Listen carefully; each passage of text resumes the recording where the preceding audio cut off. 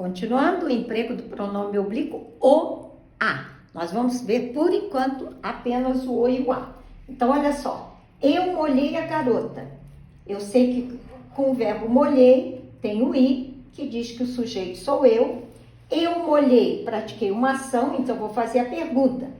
Quando é coisa, a pergunta é o quê? Quando é gente, a pergunta é quem? Então, como garota é gente, eu vou perguntar, eu molhei quem? Olha a perguntinha. A garota é o objeto direto. E o que nós vimos? Que quando há o objeto direto no substantivo feminino, ele vira o pronome oblíquo a. E eu tenho duas posições, antes do verbo ou depois do verbo. Por quê? Antes do verbo, vocês já aprenderam ou vão aprender, é a próclise, e depois do verbo é a ente. Lembrando que depois do verbo, o hífen é obrigatório. O policial prendeu o ladrão. De novo, prendeu, tem o U, que diz que o sujeito é ele ou ela, mas no caso aqui é o policial. O policial prendeu, fez uma ação, mas ele prendeu o quê ou prendeu quem? Como ladrão é gente, a pergunta é, o policial prendeu quem?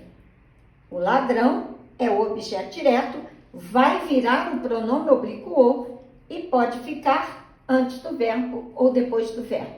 O policial o prendeu ou o policial prendeu-o, com hífen, sempre que ficar depois do verbo. Ele treinou a atleta.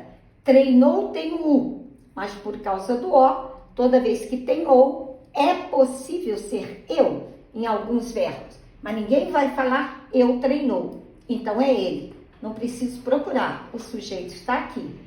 Ele treinou, praticou a ação. Então eu posso perguntar, treinou o quê ou treinou quem? Como a resposta vai ser atleta, a pergunta é treinou quem? O objeto direto, a atleta. Como é feminino, vira o pronome oblíquo a, que eu posso pôr antes do verbo ou depois do verbo. Então ele a treinou ou ele treinou-a. Viu como é que é simples?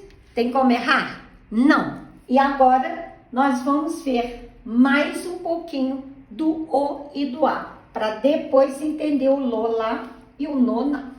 O que acontece quando o objeto direto é um substantivo? Ele vira o pronome oblíquo o e a. Então, no próximo vídeo, eu dou continuidade.